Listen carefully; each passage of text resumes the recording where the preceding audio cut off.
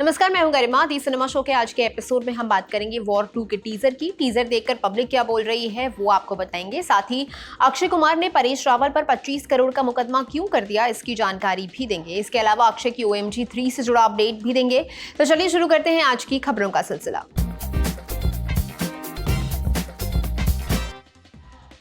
Disney की animation film toy story के 5वें पार्ट में एक नया किरदार जुड़ेगा जिसका नाम है स्मार्टी पैंट्स। इस किरदार के लिए कोनन ओब्रायन अपनी आवाज देंगे। फिल्म को एंड्रयू स्टैंटन और मैकिना हैरिस मिलकर डायरेक्ट कर रहे हैं।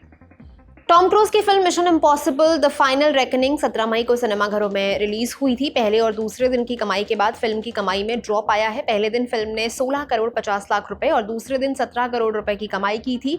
तीसरे दिन यानी पहले मंडे को फिल्म ने भारतीय बॉक्स ऑफिस से 5 करोड़ 20 लाख रुपए कमाए, जिससे फिल्म का टोटल इंडियन कलेक्शन जो है वो हो जाता है 38 करोड़ 70 लाख रुपए के आसपास। बॉलीवुड हंगामा को दिए एक इंटरव्यू में अहमद खान ने वेलकम टू द जंगल की रिलीज डेट पर बात की। जब उनसे पूछा गया कि फिल्म 2025 या 26 में रिलीज होगी तो उन्होंने कहा, मैं फिल्म पूरी करके दे दूंगा, फिर ये अक्षय कुमार, सुनील शेट्टी और फिरोज भाई डिसाइड करेंगे कि इसे कब रिलीज करना है। आगे उन्होंने कहा, लेकिन इतना तय है कि हम आधी पकी हुई फिल्म नहीं रिलीज करेंगे।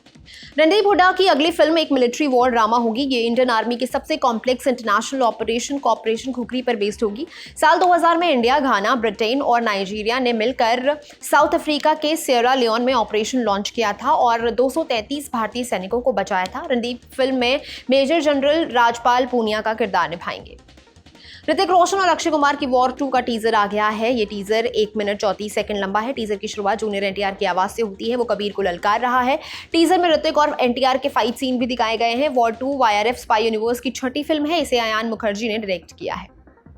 वॉर 2 के टीजर पर लोगों के रिएक्शंस आने शुरू हो गए हैं। एक यूजर ने लिखा, ये पूरी तरह से ब्लॉकबस्टर फिल्म है। एक और यूजर ने लिखा, ये RRR और पठान से भी बड़ी फिल्म होगी। एक और यूजर का कहना है, टीजर उतना कमाल नहीं है, उम्मीद है फिल्म बेहतर होगी। एक का कहना है, वॉर, पठान, टाइगर, वही स्टंट, वही हेलीकॉप्टर से कूदना, वही कैमरा एंगल, कुछ नया नहीं। लोगों ने ऋतिक और जूनियर NTR के कॉम्बिनेशन की भी तारीफ की है। पिंकविला ने अपनी एक रिपोर्ट में सूत्रों के हवाले से बताया है कि अक्षय कुमार की OMG के तीसरे पार्ट पर काम शुरू हो गया है। अक्षय ने अमित राय से फिल्म का फाइनल ड्राफ्ट तैयार करने को कहा है। सब कुछ सही रहा तो जल्द ही इसकी कास्टिंग पर काम शुरू हो जाएगा। अक्षय कुमार इसका हिस्सा रहेंगे, ये तो तय है, मगर दूसरे एक्टर्स के नामों पर फिलहाल कोई चर्चा नहीं हुई है। कुछ दिन पहले खबर आई थी कि परेश रावल हेरा फेरी 3 से अलग हो गए हैं। पहले लोग कयास लगा रहे थे कि शायद मेकर्स के बीच फिल्म को लेकर कोई क्रिएटिव मतभेद है, मगर फिर परेश ने खुद ही जानकारी दी कि उनके इस फैसले के पीछे कोई क्रिएटिव डिफरेंस नहीं है। अब खबर आ रही है कि परेश के अनप्रोफेशनल एटीट्यूड को देखते हुए उन पर 25 करोड़ रुपए का केस कर दिया गया है। ये लीगल नोटिस अक्षय कुमार की company cape of good films ने भेजा है।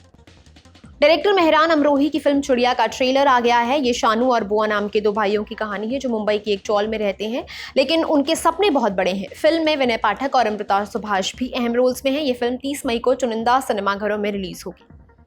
मीम्स में ऐसा चल रहा था कि ऑपरेशन सिंदूर पर बन रही फिल्म में काम करने के लिए अक्षय कुमार और विकी कौशल के बीच भिड़ंत चल रही है।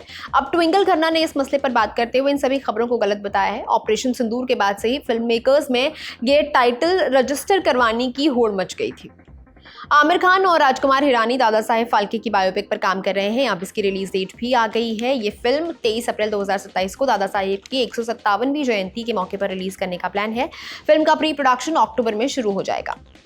हाल ही में परेश रावल ने हेरा फेरी 3 से अलग होने पर बात की। उन्होंने कहा, मुझे पता है ये बहुत लोगों के लिए शौक की तरह है। हम तीनों और प्रियदर्शन जी एक कमाल का कॉम्बिनेशन है। मैं इस फिल्म से बाहर इसलिए हुआ क्योंकि मैं इससे कनेक्टेड महसूस नहीं कर पा रहा हूँ। अब बारी आज के फिल्म रिकमेंडेशन की।